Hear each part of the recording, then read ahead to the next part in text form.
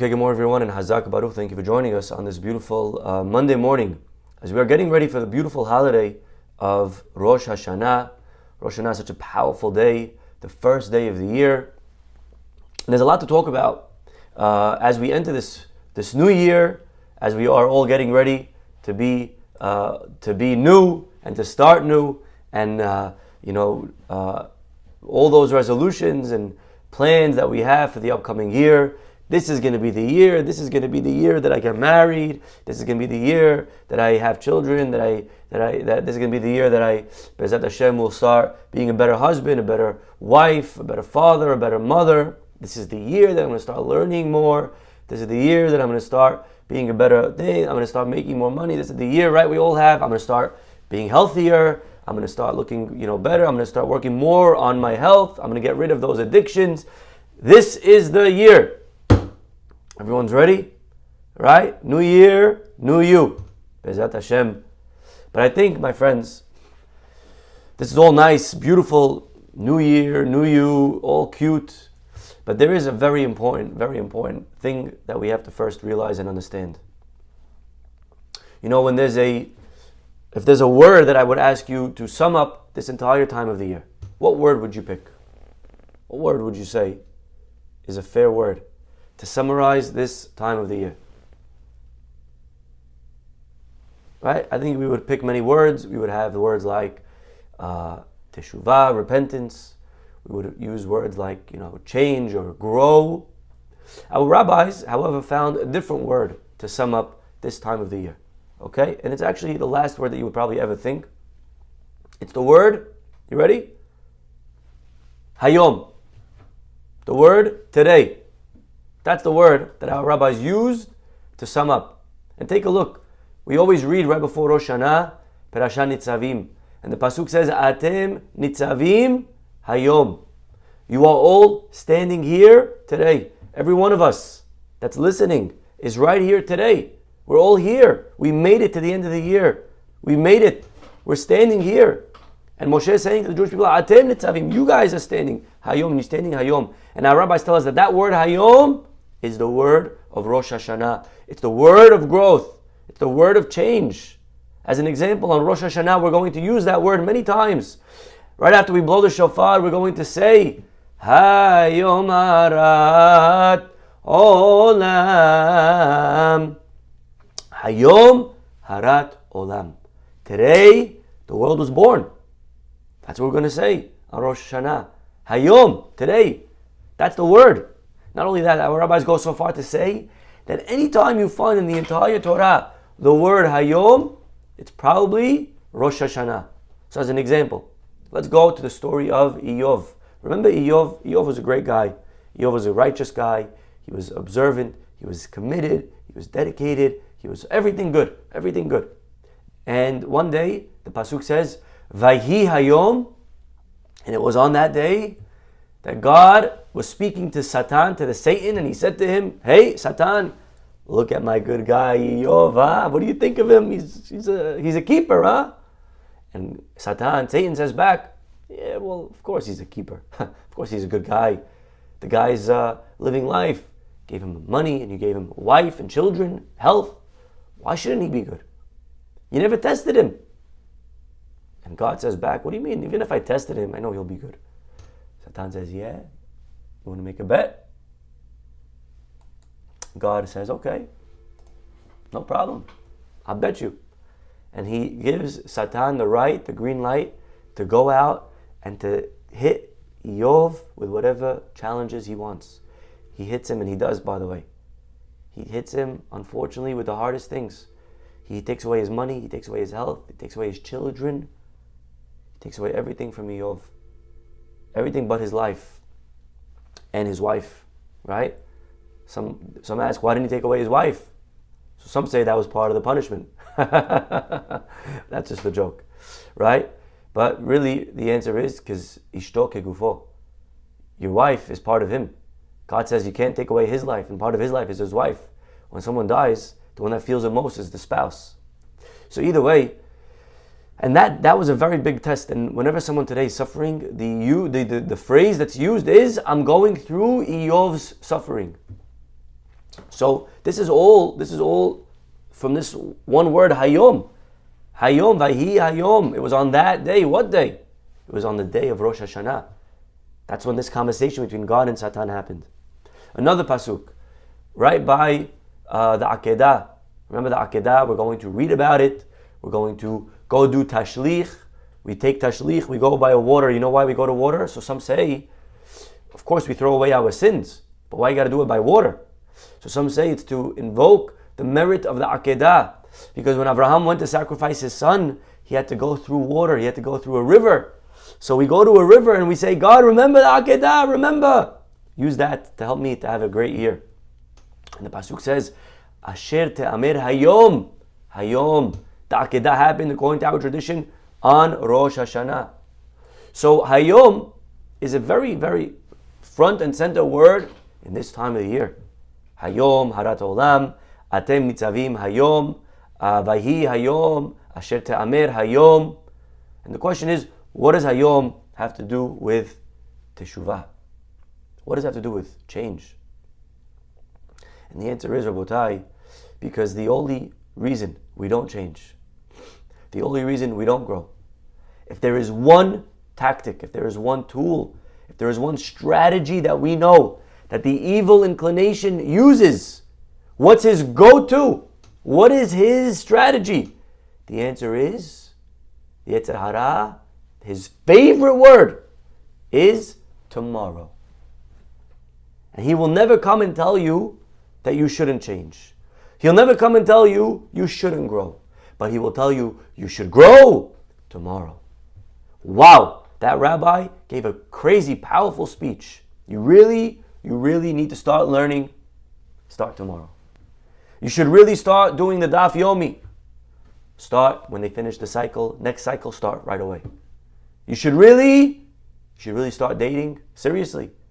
Rabbi, this is how many times people come. Rabbi, that's it. When the summer comes, I'm going to start taking dating for real. In the summer, I'm going to go to every party. I'm going to strategize. Right? I'll start tomorrow. That's the Yetzer Hara. He'll never come and tell you, don't do it. Because he knows that, he can't tell you that. In your head, you realize it's something that you should do. You know in your head, you should stop smoking. The guy knows he has to quit drinking. He knows he needs to start spending more time with his kids. He knows he has to stop being all the time angry. Right? We know what we need to do. So what does the Yetzer Hara say? He's very smart. He doesn't come and say, no, you shouldn't stop smoking. He's not an idiot. He knows that he's not going to fly. So what does he say? He says, very good. Yes, 100%. You better start doing those things. You have to stop doing those things. Start next week. Start jogging after the holidays. Then you start. Now it's hard. You got the holiday and it's food. You're not going to get into a rhythm. Start right after Sukkot's over. You will go for a run 3 times a week, right? And order the good shoes, right? Just whatever you do, don't start today. The Yetzer Hara, his worst word is Hayom. Because the way we grow actually is only through Hayom. Hayom is the key to success. And the most dangerous word from making our dreams a reality is machar, tomorrow. The most dangerous things to enter, to allow our dreams to never happen, is time. The more time, the more dangerous. When we allow time to enter, when we allow time is the most dangerous thing. The Torah says, Ushmartem et hamatzot. When it comes to baking matzah, the Torah writes, you have to watch the matzah. Watch the matzah. Make sure it doesn't become hametz.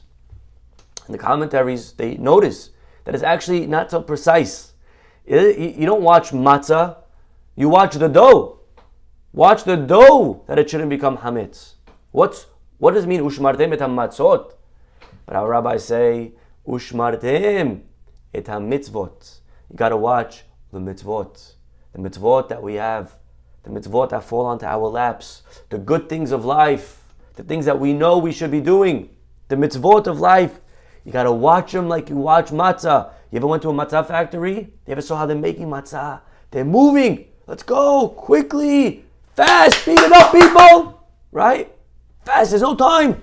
They're rolling and they're changing in the sheets and the dough and the pins and everything and throwing it in the oven. There's nobody's chilling. Nobody's walking around, going for a smoke. Nobody's doing that at a matzah factory. Yalla, awam, fast. The Torah says when it comes to important things of life, gotta go fast. Ushmartem et mitzvot. When it comes to a mitzvah, you gotta go hayom. When it comes to a mitzvah, you gotta go today. You gotta start right now. We have to begin. We can't delay. We can't procrastinate. Mitzvot, like matzah, we have to rush. We have to quickly. We can't delay. There's a person that you want to apologize to. Apologize. Hayom. Today. Don't wait. Don't let Yetzer Hara tell you, you really should make shalom. Rabbi's right. Mashiach is not here because of it. Is it really worth it? You should really make shalom. Listen. Comes Yom Kippur, you call the guy, you'll apologize. Right? That's what he'll tell you. And then Yom Kippur will come, by the way. You think he's going to tell you to apologize on Yom Kippur? Yom Kippur is going to come. You're going to enter the day of Erev Kippur. You're going to look. He's nowhere to be found. The Yetzer Hara is not going to be there front and center pushing you to apologize. He's going to give you 50 other reasons of why you shouldn't do it at Erev Kippur. You can't do it today. Listen, you're very stressed today. You have enough people that you have to call. Call him after the holiday. Right? He's so smart. He's so smart on delaying. Because that's all he needs to do. He doesn't need to push it to no. Just a delay. Just delay. You keep delaying, and then it's too late sometimes. And we wake up, and then we can't apologize because the person that we wanted to apologize maybe is dead. Or we can't get married anymore because the person that we should have married is now already married to someone else. And we lost out. You know what the Zohar says? The Zohar says that you're allowed to propose to somebody in the 3 weeks. Although it's 3 weeks of sadness, but we're allowed to propose. You know why? Shema yekademenu aher. Maybe somebody else will marry her. If you don't run, if you don't rush, if we don't act zariz with swiftness, if we're going to delay, if we're going to procrastinate, if we're going to be lazy, if we're going to push it off, you know what's going to happen? Someone else may take her. You may lose out. We may lose out, Rabotai, in life.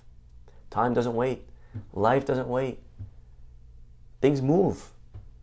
We get older. We can't make up for lost time. We have to start moving. We have to start taking our problems seriously. And when we delay, the small problem today becomes a much bigger problem. I want to tell you something. The best day, listen to what I'm about to tell you. The best day to work on the issue that you're struggling with, whatever it is that you don't like, the best day of the rest of your life to work on that problem is today.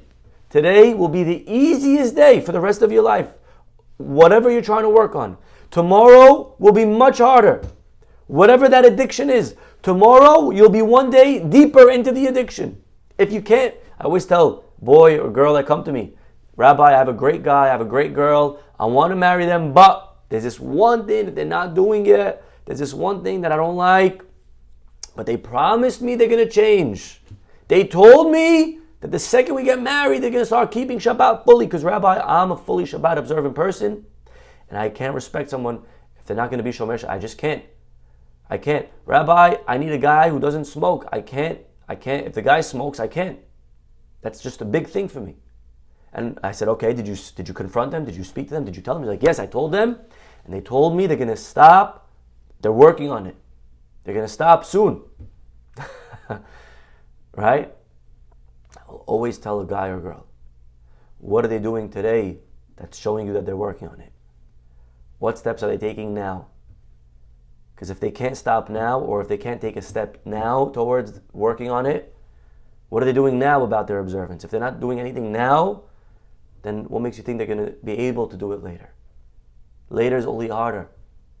Later is even more difficult. Later is only one day deeper into our mentality, into our addiction, into our stubbornness. One day extra that we have to now unpeel, that we have to remove, that we have to peel off, that we have to get rid of. This is the only way that we will ever grow is Hayom. all our dreams, whatever you want to do, whatever it is that you want to be. This year, I'm going to be whatever your list is. Whatever your list is.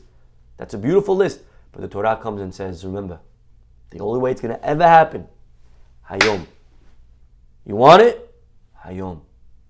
Atem nitzavim, Hayom. It's got to happen, Hayom. On Rosh Hashanah, Hayom, Harat Olam. Today. Don't say tomorrow. Atem, you know what Atem stands for? Atem, Aleph Taf Mem. It stands for Al Tomar Machar. Don't say tomorrow. Don't say tomorrow. Today. Im lo achshav ematai. So if there's one word for growth, our rabbis are telling us, it's Hayom. Because if not today, then when? If you push it off for tomorrow, I promise you he'll keep procrastinating as long as he can. It has to be done. We have to be zariz. We got to jump on an opportunity. When we see an opportunity for tzedakah, Baron Rothschild, a guy once came to him. He said, here, I have tzedakah, I have a family, could you please help me? Baron Rothschild, he looked and checked in his pockets, he didn't have any money on him. You know what he did? He took off his watch and he gave it to the guy, and I'm sure it wasn't, a Belova or some type of, knockoff. He gave the guy, his watch. The guy looked at the watch like, hello, I'm not going to take your watch from you. It's an expensive watch. I'll come back later. I'll come to your house. You'll give me a check then. You take your watch, you'll get out of your mind. And listen to what Baron Rothschild, he said, listen, right now, I'm inspired. Right now, I can give. Tomorrow, tonight, who said I'm going to be here? Who said I'm going to want to give? Here, take my watch now. This is what it means, Rabotai. Unbelievable. To realize, don't delay. Don't procrastinate. Because that's what Yetzer is going to do. He's going to come and tell you, all your dreams, all the things that you think you should do are very good things. Start them tomorrow. You should give tzedakah. But right now you're tight. Right now you're a little tight. Start next week. Next month, after the holidays. Right now you're back to school. It's expensive. Start giving maaser next month. Start next. And I promise you, next month they'll give you a different reason of why you shouldn't start. We got to begin today. Al tomar mahar. Don't say tomorrow. Ushmartem et ha-mitzvot. We got to watch the mitzvot. Whatever the mitzvah is. Because tomorrow is the word of the enemy.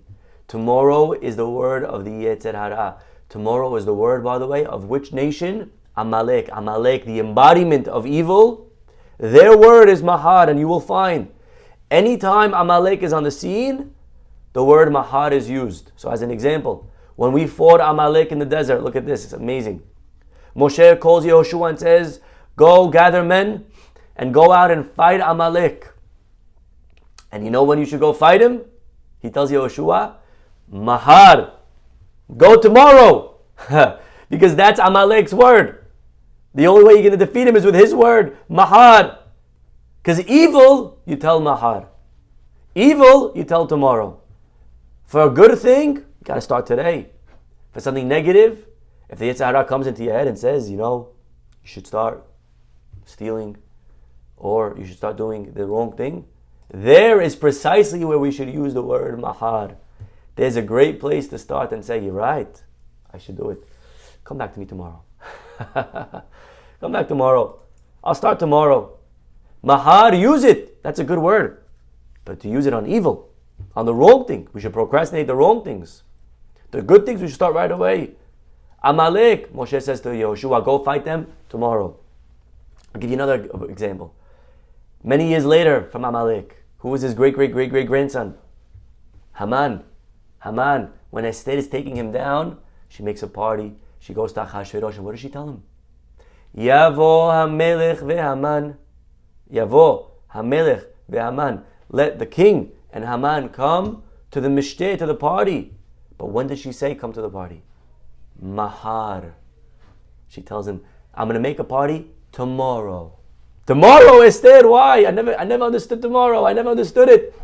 You want to take him down? Do it today. The answer is when you're dealing with Amalek, with evil, you got to tell evil tomorrow. Machar. Unbelievable. We got to tell evil tomorrow. But good things, we got to begin now. We got to start immediately. Atem al tomar machar. Nitzavim hayom. Because if we procrastinate, we will never begin, Rabotai. We will never begin. We will always have reasons to push off. And this is the key to growth. The key to growth, my friends. Today is the easiest day of the rest of your life to start whatever you're trying to accomplish. I promise you. Today will be only harder. Tomorrow will be only harder. Tomorrow will be only more difficult. There's ever a day we have to begin. It's today. Today. Rav Dov Ber used to say, wake up. A guest is here who won't be here tomorrow. His name is today. His name is today. Today won't be here tomorrow. What are we going to do with today? There was a football coach. His name was Bear Bryant. Football coach for college football. Alabama.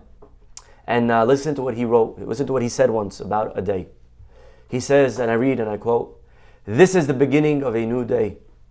God has given me this day to use as I will. I can waste it or use it for good. What I do today is very important because I am exchanging a day of my life for it. When tomorrow comes, this day will be gone forever, leaving something in its place that I have traded for it. I want it to be a gain, not a loss.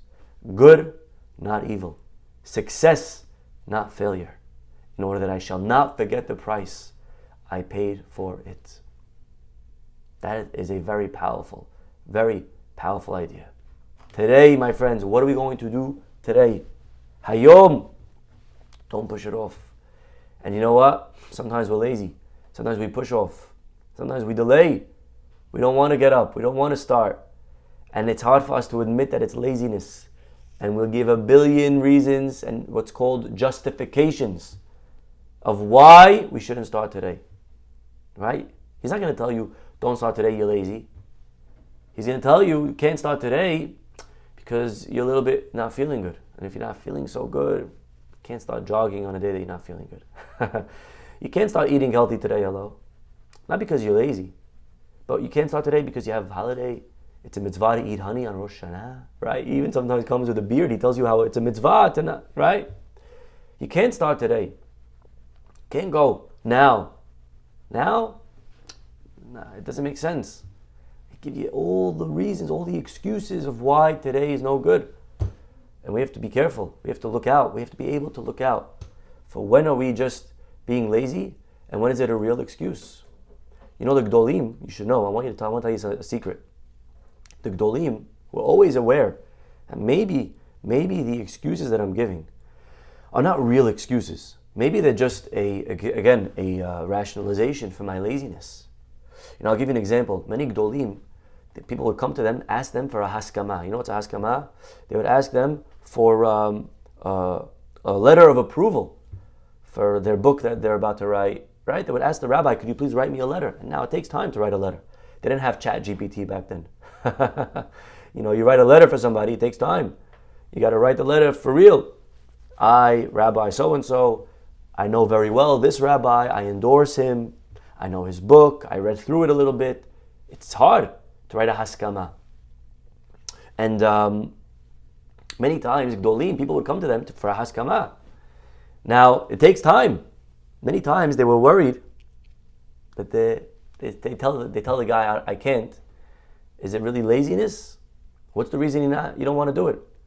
You don't want to do it because you're lazy? You don't want to do it? Sometimes the rabbis would have, you know, in their head, I don't know about this guy. Maybe he's not such a good guy. Maybe he doesn't really deserve one. Is that the real reason, or are you just lazy? And the Gdolim were always on the lookout. When am I which? And you know what they would do? I'm going to tell you some amazing advice. You know what they would do?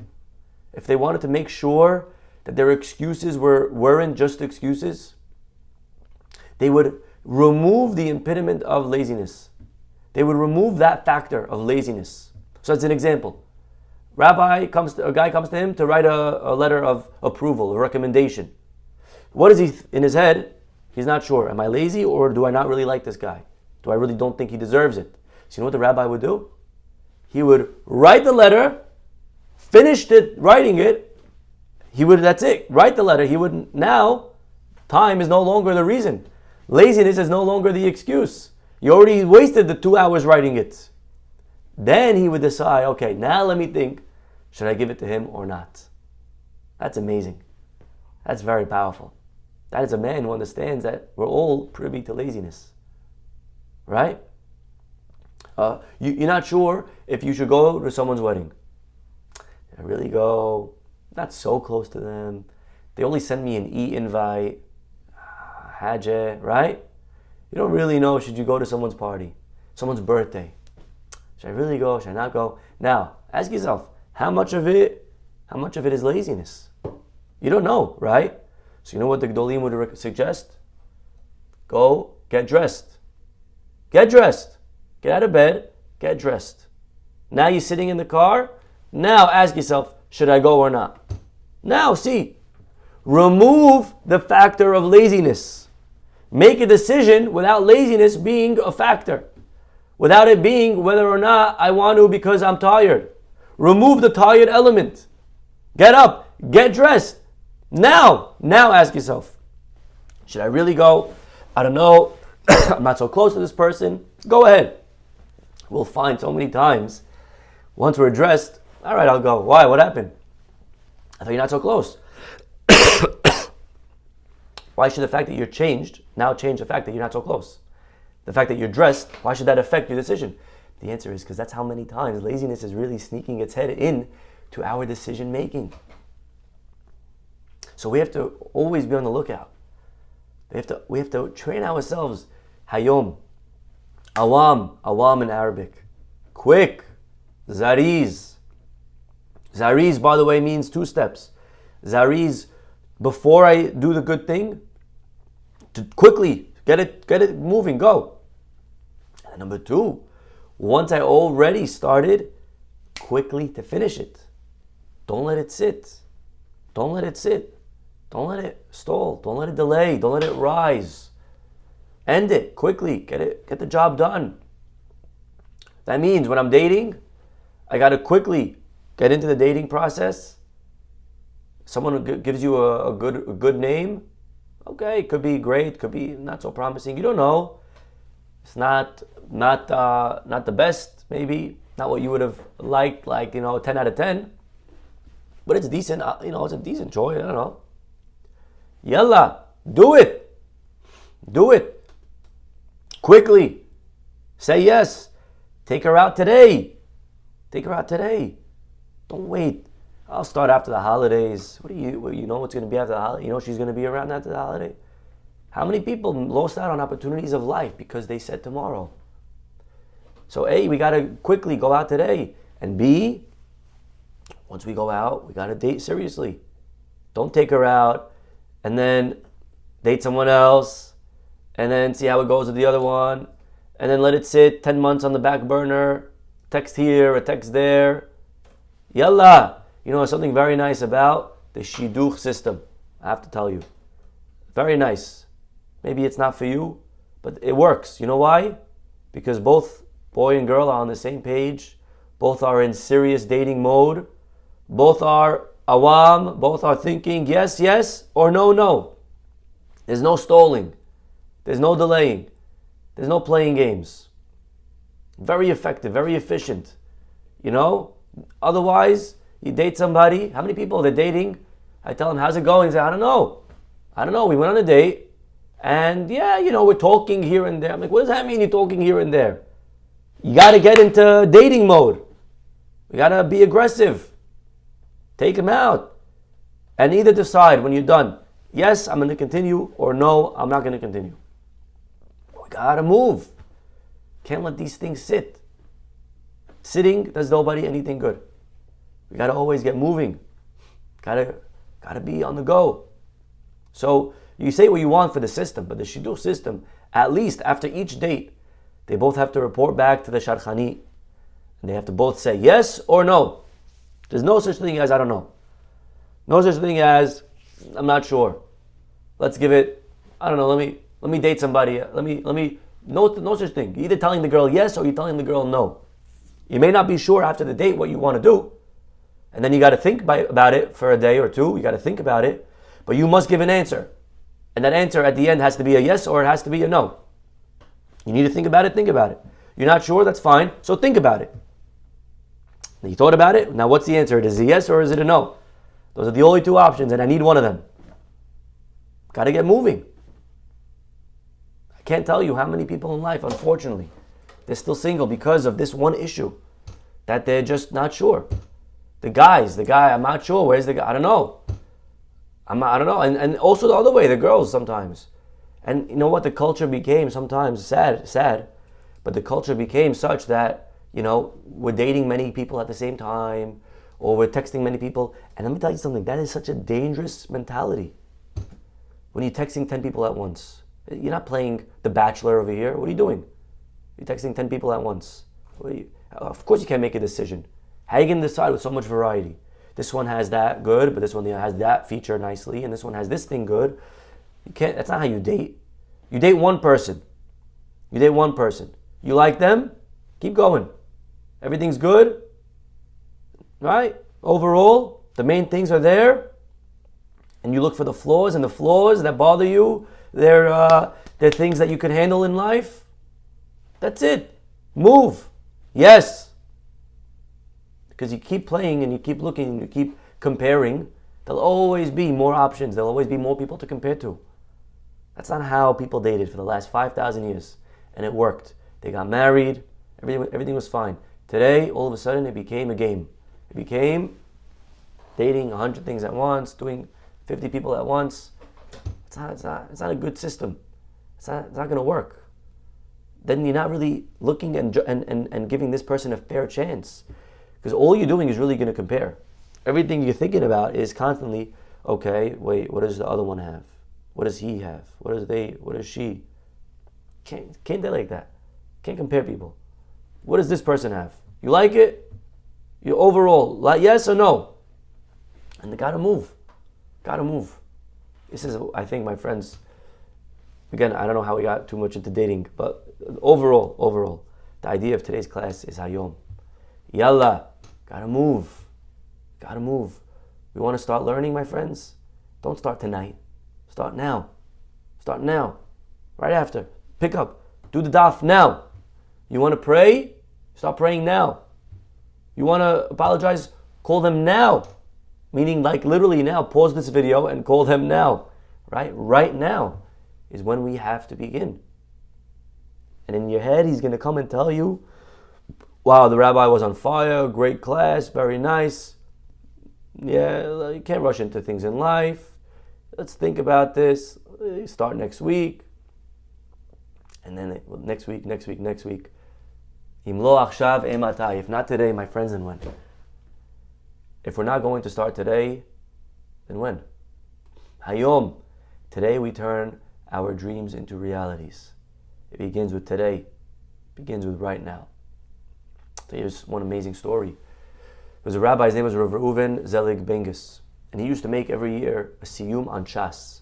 Every year, a siyum on all of Shas. He would finish, can you imagine, every year. And everyone knew when this date arrives, he would call everyone in the building, in the neighborhood, and he would make a big siyum in the house. And all of a sudden, one day, he invites everybody for a siyum, but it was the middle of the year. And they were shocked, like, what, you finished early? You did it in double speed? What are you listening to the rabbi on 2 times speed on the app? What happened? Listen to what he said. He said, no, this is not my yearly learning. That I'm still in the middle of. This is a special siyum. This is a siyum that I'm making of all the Torah I was able to learn on the extra seconds that I had throughout my day, throughout my life, waiting on a line at the bank, waiting at a red light, waiting for my wife to get ready for the wedding. All the little minutes that I'm waiting. At a chuppah, at a wedding, I'm waiting. What am I going to do? Wait. Grab the moment.